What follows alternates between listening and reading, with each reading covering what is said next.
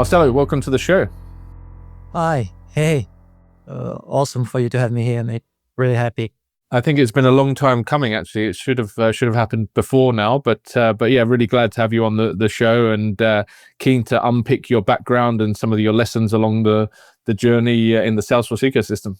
Pleasure is all mine. So let's look backwards a little bit and look at where you started. So tell me a bit about your earlier career and I guess how you found your way into Salesforce and the kind of roles you've held over the years. Yeah, a little bit is a understatement. It's looking back a lot. I started with Salesforce by accident, actually. When I first started, I was working for a company called Multi, and back in Brazil. For this company, I did a big job for a company called Embraer in Brazil. That's an aircraft manufacturer, where I developed their transition from paper manuals to iPads. And I was the person doing this whole development and transition. I was one of the few people that used to develop for iOS ecosystem in Brazil. And after I finished that piece, the company had to keep me somehow. And they said, "Oh, we take care of a system for Embraer too. It's called Salesforce. Do you want to take it over?" I was like, "Yeah, sure, why not?" And that was my start in, if I'm not mistaken, around 2011 or 2012. From that point on, it was uphill.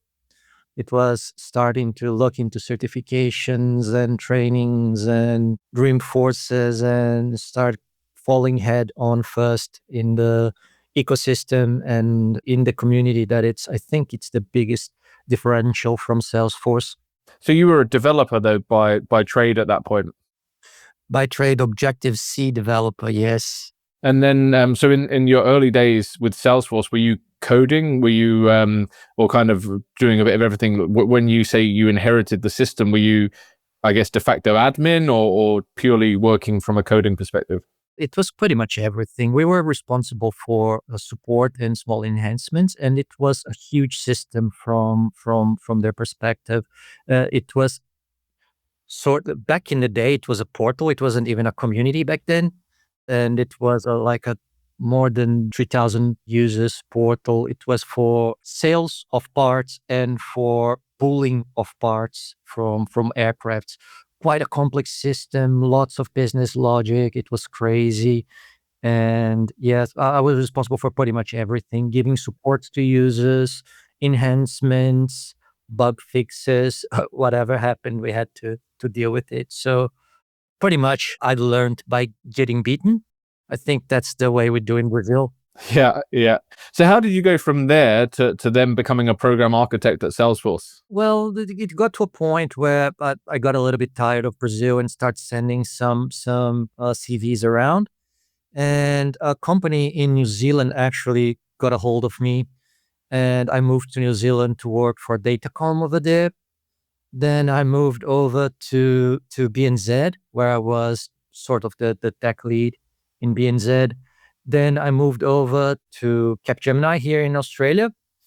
And when I was in Capgemini, I was taking care from an architectural perspective of a big engagement from educational perspective. And I worked with an awesome Salesforce program architect, Sandrine. And by the end of her engagement, she was like, "Look, we're opening a position in Salesforce. Don't you want to apply?" And I was like, "Well, sure I do. Who doesn't want to work for the mothership, at least for a while?" And so I went and I applied for a technical architect position. And I went in, and that was exactly during COVID. It was the first month of COVID, actually. So how did that role compare then to other roles you've held in terms of the challenges and I guess the rewarding aspects of working for Salesforce? That's a really good question, actually. I think it's the best and the worst gig working straight for Salesforce in this scenario, because depends on what you're looking for, right?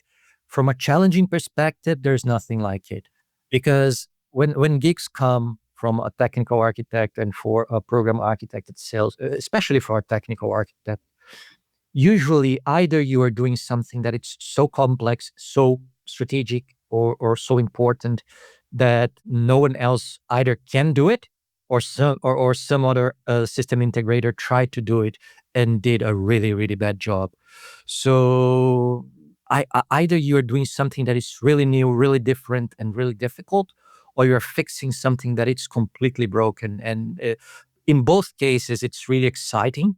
It's never the same. I think these are the great parts. I think the complicated part from it is that you don't have where to run, right? Because when you are an SI, you can always go, okay, let's open a case with Salesforce and Salesforce will sort it out. Now you're Salesforce, mate. There's you can't pass it over. You have to sort it out. So it was already good. Plus, the first engagement that I had was, I think, the most important giga that I had in my life, because from that point on, it changed my mindset on importance of things, because it was one of those big COVID initiatives.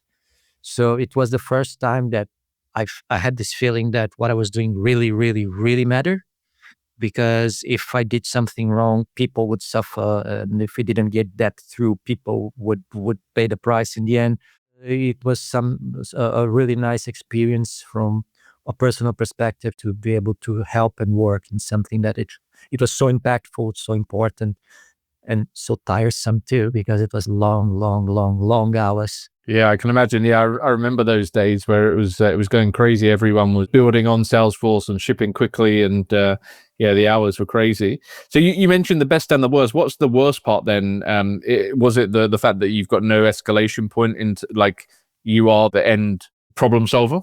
I think, yes, that is one. And the second part, I think it's the feeling that you have in the end of the day of being a really small part in a really big engine, right?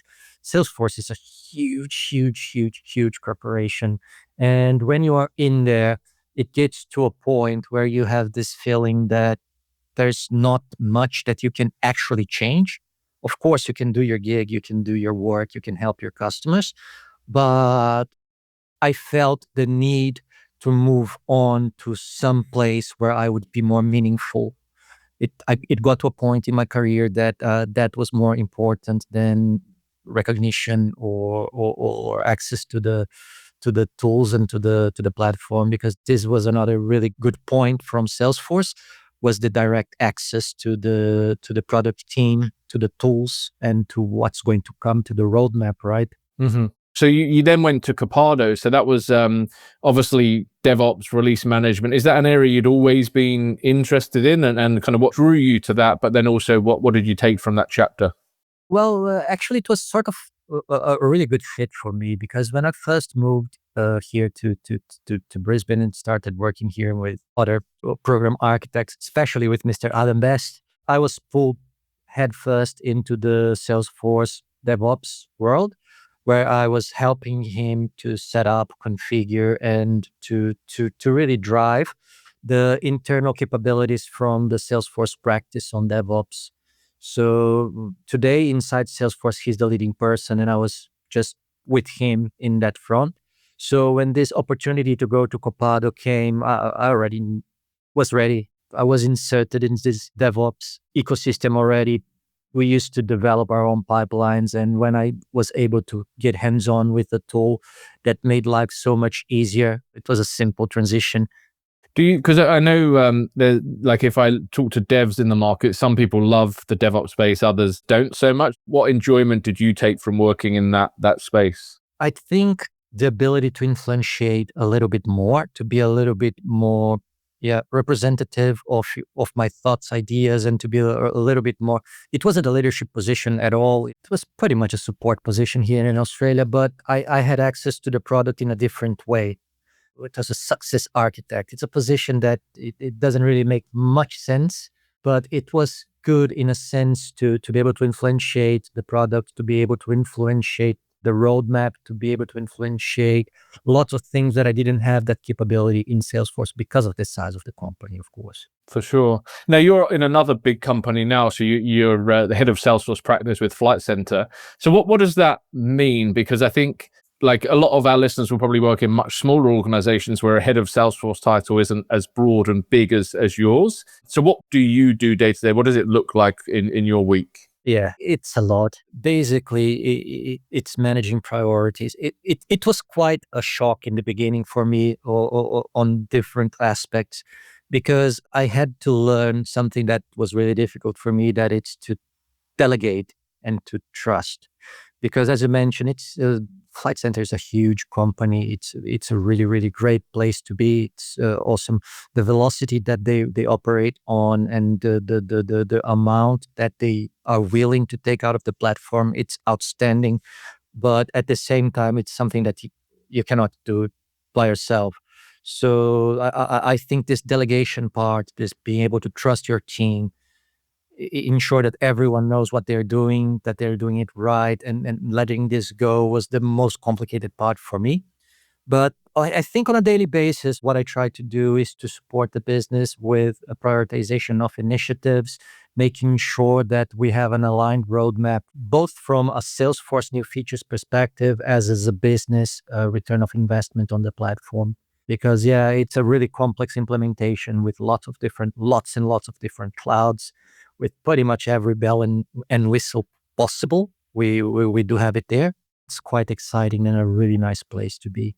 Had you been exposed to that kind of environment while working for Salesforce? I know you obviously done some big government pieces of work through COVID and stuff like that, but in terms of the breadth of the Salesforce platform there, had you experienced that before? Just like you mentioned there, the amount of products that would be kind of as part of the Salesforce suite there. Had you seen that kind of environment prior to joining? In one single place, no. I've been through every single cloud during my time at Salesforce, but I think one single customer with so many different clouds and so many different orgs and so many different implementations, architectures, and everything under the same roof. It's a first, but I bet this is common across some industries. And talking of industries and architecture, there you've worked across a range, like you mentioned.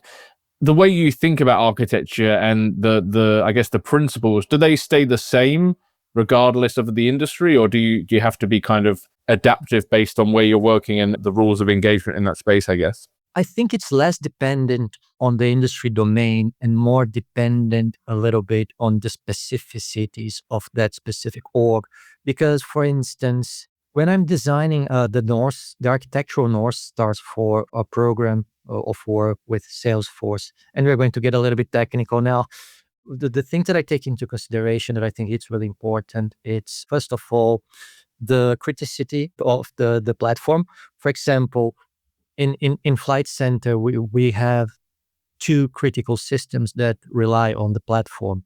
Another thing that I really look into is data volumes. If an org is what we call LDV, large data volume, you have to take different things into consideration from an architectural position. For example, Salesforce loves to tell every customer, oh, click over code, that's the way to go. That's 80/20, right? If we're talking large data volumes with critical systems that must be reliable, scalable, and whatnot, your architecture is going to be different. And this is where I drive my architecture from. If I'm working with large data volumes with critical systems that need to be reliant on no downtime, on being scalable from a number of users perspective, and it's going to be reliable on updates, I tend to design or to architect this more towards a programmatic Apex approach. And I try to avoid using too many flows and too many unstructured development. Not that dependent on the domain, more dependent really on the amount of data and really the importance of the system that's going to sit in Salesforce. And for anyone that hasn't worked in a large data volume environment, what would you class as large data volumes? Everything that has more than 300,000 records in any given Salesforce table. So if you have 1 million records in your contact object, more than 300,000 rows, large data volume, you start to face issues that you don't have in small implementations, and it starts to become a little bit more technical, and you have to think a little bit different. The quick and dirty approach that usually it's taken from an implementation perspective won't work, and it won't fly. You're going to start facing issues that you're only going to figure out when you're getting in production. And those are the worst ones because it's the really expensive ones to fix. Mm-hmm. You have 26 certifications, I think, actually. So obviously you clearly invest in staying current. How do you keep active with those? Because obviously you have a demanding job. You've got team members. You're not just looking after local teams, right? You've got there's people, partners, all sorts of things going on within your org and your team. So I can imagine that's stressful in itself. And then you've got to keep the upkeep of certifications, got to keep an eye on new ones coming out. So how do you manage that? But also for someone at your level, what's your honest take on the importance of them now? From my perspective, I take the odd weekends to work on my certs, especially when it comes to refresh times. Because every year we have the 3 releases from Salesforce, and 3 times a year you have to do some certification refreshes on Trailhead. But Trailhead made our lives much easier. It was much worse before. So we would have to pay for renewing the certifications. But now it's simpler. We can rely on Trailhead for most of the things. But the importance of the certification, it's somewhat tricky, right? At the same time that I don't believe 100% solely in certifications, I think certifications are really good to prove that you are good in doing tests.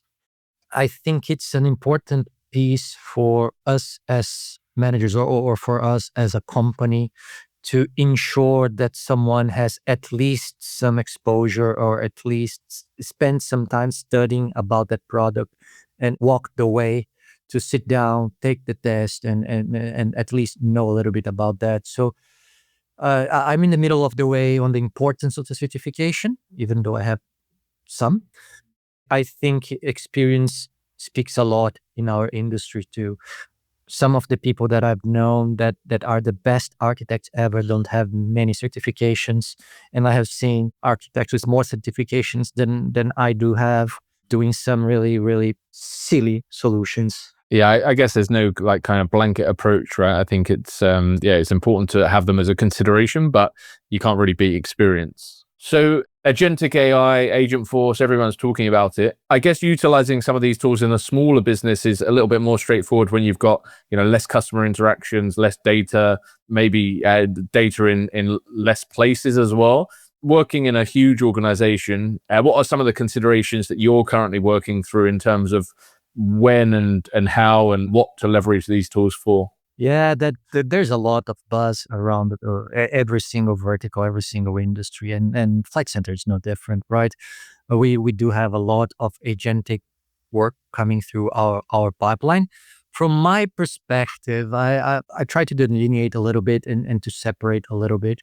My major concern with AI, it's accountability and ownership, right? I try not to trust too much in this sort of vibe coding because I really think that we must have someone that is responsible and accountable for whatever comes into our platform. If no one really knows what the logic, how it was implemented, once we find a bug or once something misbehaves, there's not going to be anyone that's going to be responsible for fixing it or able to. Because if the AI was not even able to construct it right, how would it fix it, right? And on the second part, there is this extreme help that AI provides to every single developer and to every single person in the company. From a Salesforce perspective, I tend to say that it's a brilliant tool. It makes good developers great, and it makes bad developers dangerous. So Yeah. it's something that must be taken with care.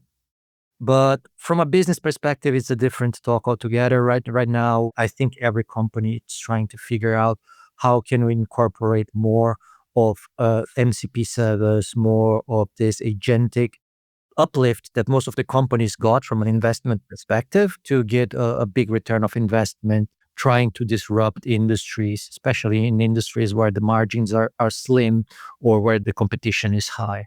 So in that case, what actually needs to exist before an agentic or an AI investment can pay off in terms of the business? Like if you've got a stakeholder coming to you and wanting to invest in AI, what are the fundamentals that need to be in place before that investment would make sense? Well, from my perspective, what usually we require, it's a well-defined, well-structured, and closed scope use case. Because usually when the ideas come, they have no boundaries, right? They go, oh, we can do this and that, and okay, let's do a pilot here. Let's do a proof of value. Let's make sure. Let's try to prove that. Okay, one good example would be let's try to prove that we can create deflection of call for call centers if we do this. So let's take one use case. That's the use case that takes more calls in our call center. Let's create an agent that tries to deflect these calls. Let's put the success metrics like this, and this. Let's validate this hypothesis with this implementation. And I think this is the way to go. Otherwise, it becomes a little bit too much of a no direction. AI is fluid by nature. And if you don't have a really clear scope of what you're trying to achieve, or what you're trying to really produce, it might become a bottomless pit of time, effort, and pain. Mm-hmm. Yeah, your comment before about vibe coding, I've seen, I've had some conversations recently with people that think that there's going to be a new job for people that just clean up vibe coding mess. Oh, absolutely. Because one thing that the tools are not really good with, they're really good with following architecture, but they're not that good, even with the best prompts that I've tried, at least, with software design. And by design, I mean the low-level implementation of functionalities by following best design patterns, by following this really strict implementation, especially when we are talking about, again, high reliability systems that require this kind of control.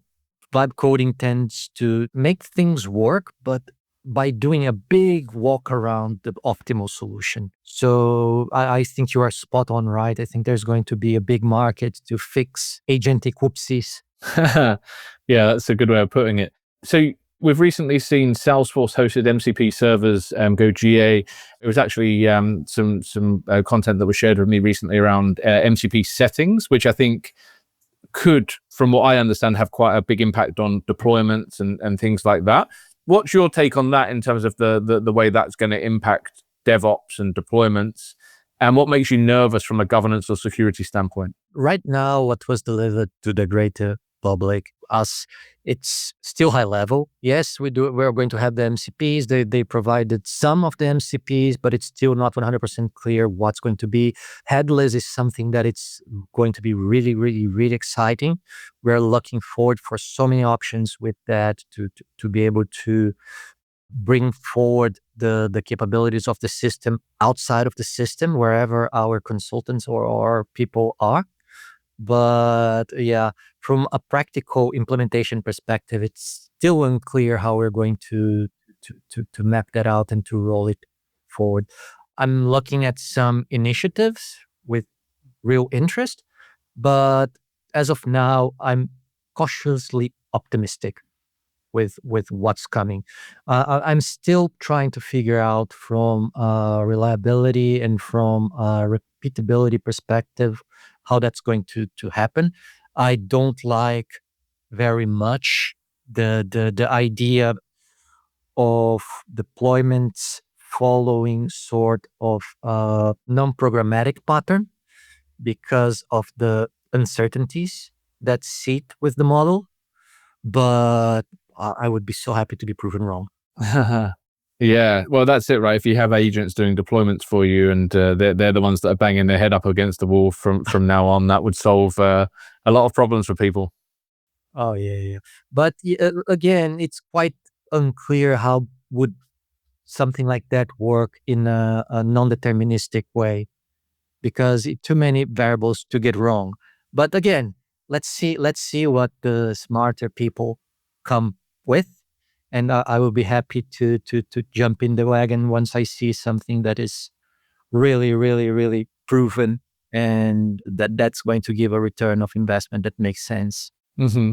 You've mentioned obviously the speed in which things are changing, right, and things are becoming clearer. I know as an architect, like it's always important to future-proof your solution.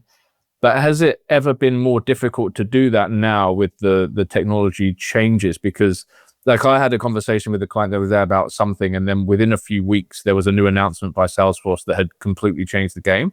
With your team who are making architectural decisions, how are you encouraging them to do that, to future proof, but also to be aware of what you've just delivered could be obsolete in a week's time based on what's now available? Well, from architectural solution, I think that it's a little bit like what I said before. We design our architectural North Stars. That in our case internally, it's security, scalability, and reliability. This is all that we think of when we are designing architectural solutions. When it comes to implementation and to solution design, that is what varies a little bit. But I think we have these design patterns that are proven time and time again, right? We have the Gang of Four design patterns that it's used across the industries and across all programming languages, and I don't think this is going anywhere. But from a tooling perspective, yes, from a tooling perspective, it's going to be something that might change quite fast. But from an architectural perspective, I think it's a little bit more strict and it's going to be something that's going to take some time to change. But I think the exciting part of this, especially on the agentic side, it's a new field, right? Even though artificial intelligence exists since the 60s pretty much, we only have the hardware capability to do something business transformational now. And I think the area is growing really, really rapidly now. So we are finding that out as it grows. And it's something that's really exciting. And I think it's going to be a once in a lifetime revolution that we're going to see with AI.